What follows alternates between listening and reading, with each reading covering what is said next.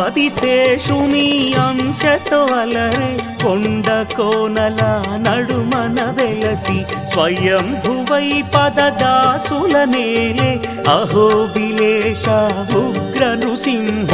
ఆదిశేష అనంత శయన శ్రీ నరసింహ ప్రహ్లాద వరద. ఆదిశేష అనంత శయన శ్రీ నరసింహ ప్రహ్లాద వరద.